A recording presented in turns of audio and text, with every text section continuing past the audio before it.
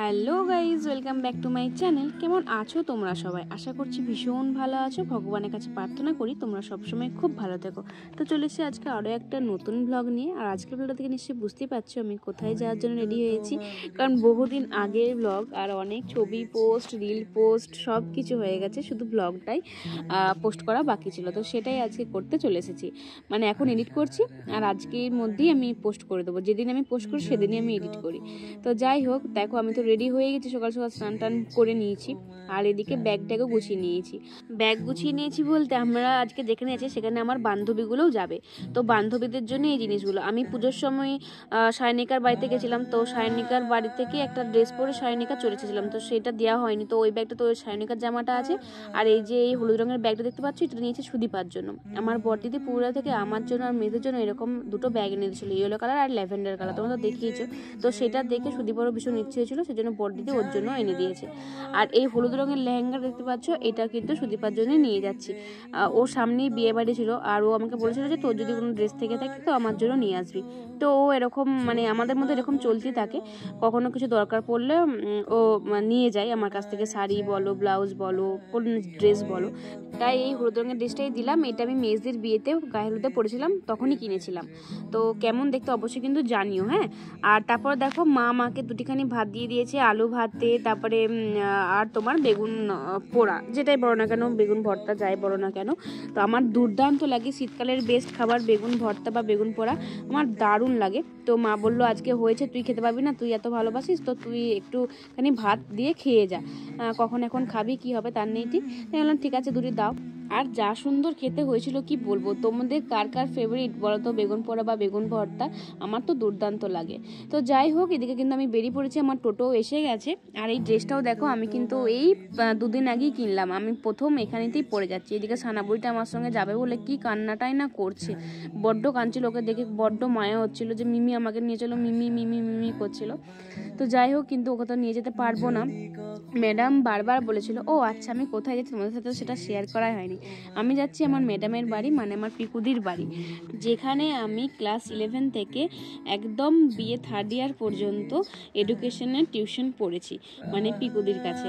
তো ওইখানেতেই আজকে যাব, ম্যাডাম বারবার বলছিল যাওয়ার জন্য। তো ফাইনালি আজকে আমাদের ঠিক হয়েছে যাব বলে। আর এদিকে দেখো সুদীপার বাড়ি এসে গেছি, সুদীপাকে ব্যাগগুলো দিয়ে দিলাম আর তারপরে আবারও টোটোতে উঠে পড়ছি। সুদীপার বড্ড শরীর খারাপ বলতে ভীষণ পরিমাণে ঠান্ডা লেগে গেছিলো। ঠান্ডা মানে ভীষণ পরিমাণে, ওর ভীষণ ঠান্ডা লাগে, ঘন ঘন ঠান্ডা লাগে। তো সেই কারণে ওর মনটাও খারাপ ছিল। ঠান্ডা লাগলে বুঝতেই পারো তো শরীর কতটা মানে ঝিমিয়ে যায়, মানে একদম কিছু ভালো লাগে না, সেরকম ওর অবস্থাটা হয়েছিল। তো যাই হোক, তারপর দেখো আমি কিন্তু সায়নিকার বাড়ি এসে গেছি, সায়নিকাকে তারপর তুলে নিলাম। আজকে আমরা সবাই মিলে যাবো, অনেক দিন ধরে ঠিক করছিলাম যে যাবো একদিন যাবো। তো তারপর ফাইনালি আজকে আমাদের ঠিক হলো যাওয়া। ম্যাডাম বারবার বলে দিয়েছিল যে চলে আসবে, কিন্তু অবশ্যই মানে ম্যাডামও চেয়েছিল আমরা যাই ভীষণভাবে, অনেক দিন থেকে বলছিল ম্যাডামও, কিন্তু আমাদেরও যাওয়ার সময় হচ্ছিল না। তো সেই কারণে আজকে একদম ঠিক করে নিচ্ছি যে আজকে যাবোই, যাই হয়ে যাক না কেন। কারণ ম্যাডামও বলছিল যে তোমাদের তো সেভাবে ফেয়ারওয়েলটা দেওয়াই হয় না, তো তোমরা একদিন এসো না।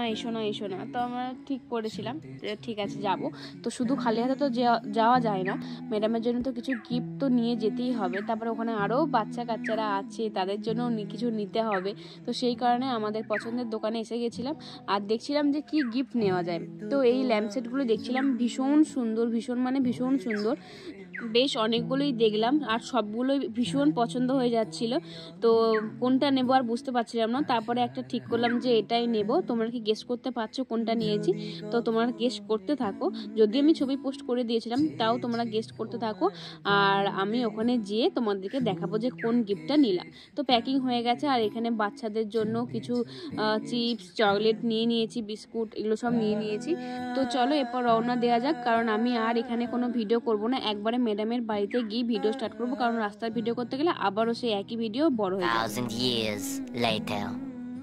তো ফাইনালি দেখো অনেকক্ষণ পরে রাস্তায় সব তিন বন্ধু গল্প করতে করতে এত ভালো লাগছিল, অনেকদিন পর বান্ধবীর সাথে দেখা হয়েছিল। তো গল্প করতে করতে আমরা কিন্তু পৌঁছে গেছি ম্যাডামের বাড়ি। আর ম্যাডাম তো ভীষণ লজ্জা পাচ্ছিল, আমরাও একটু লজ্জা পাচ্ছিলাম, অনেকদিন পর দেখা হলো।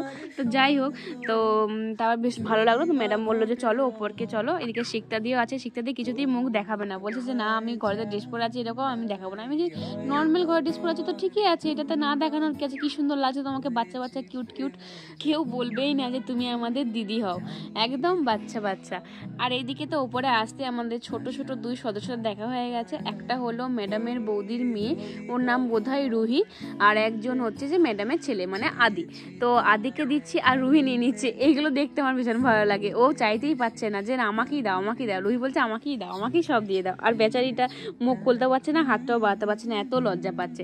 তো আমরা বলছি তুমি ভালো আছো, কিসে পড়ো, কি করছো, তোমার দিদি কোথায়, সব কিন্তু টুকটুক করে বলছে দুজনই, মানে যা জিজ্ঞেস করছি সব। বেশ ভালো লাগছিল বাচ্চাগুলোকে, অনেক দিন পর দিলাম, একদম এইটুকু বেলা থেকে দেখেছি, এইটুকু বেলা থেকে, মানে আজকে এত বড় হয়ে গেছে, বেশ ভালো লাগছিল। আর এটা হলো ম্যাডামের রুম, তাই ম্যাডামের বিয়ের পিকচারটা তোমার সাথে শেয়ার করে দিলাম।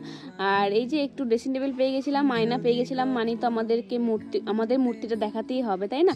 তো কেমন লাগছে অবশ্যই কিন্তু আমাদেরকে জানিয়ে দিও। এদিকে লাইট ছিল না বলে আদি বলছে এখানে লাইট আছে, এখানে লাইটটা জ্বেলে দাও। না, জ্বালতে হবে না, আমরা এই যে বাইরে এসে এখানে আসছিলাম। তো যাই হোক, অনেক গল্প টল্প করছিলাম, ভীষণ মজা লাগছিল। আর ম্যাডামের বাড়িটা আমার এত ভালো লেগেছে, এত পছন্দ হয়েছে, কি সুন্দর গোছানো আর কি সুন্দর বাড়িটা, আমার ভীষণ পছন্দ হয়েছে। তো এদিকে সবাই মিলে বসে বসে এখন গল্প টল্প করছিলাম। এদিকে পিকু দিয়ে এসে গেছে, আর এদিকে সুদীপার ভীষণই শরীরটা খারাপ লাগছিল বলে মানে নিঃশ্বাস নিতে পারছিল না, তাই পিকু দিয়ে আবার ম্যাডাম যে ওষুধটা খায় সেই ওষুধটা দিয়ে এলো।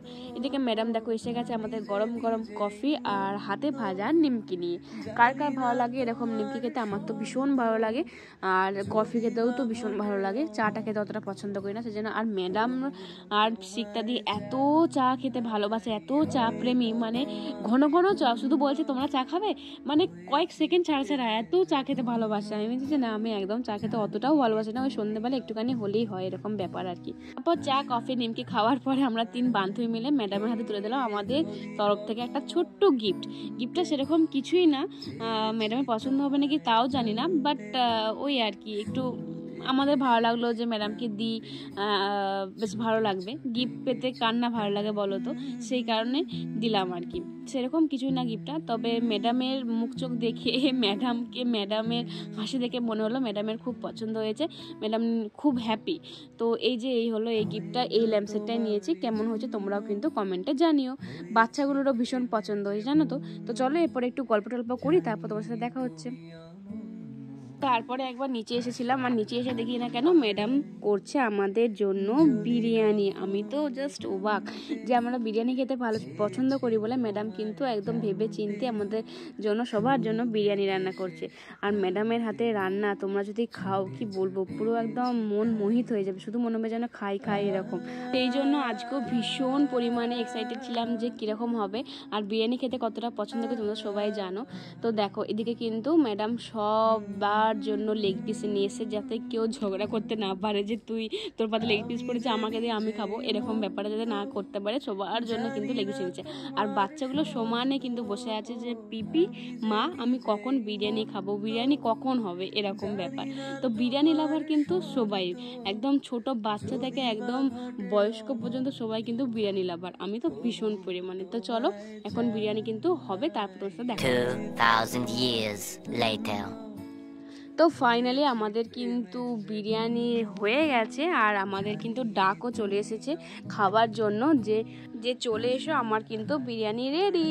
আর আমরাও এটা শুনে একদম ঝটপট আর দেরি না করে একদম কিন্তু নিচে নেমে পড়েছিলাম, কারণ এটা বিরিয়ানি শুনলেই আমার কীরকম যেন একটা হয়, আমি আর থাকতে পারি না, তস হয় না, সেই জন্য চলে গেছিলাম। একদিন দেখেছি কত কিছু আয়োজন করছে, শুধু বিরিয়ানি না, মানে তার সাথে চিকেন কষা আছে, চাটনি আছে, রায়তা আছে, আবার এমনকি মিষ্টি পর্যন্ত আছে, স্যালাড তো আছেই।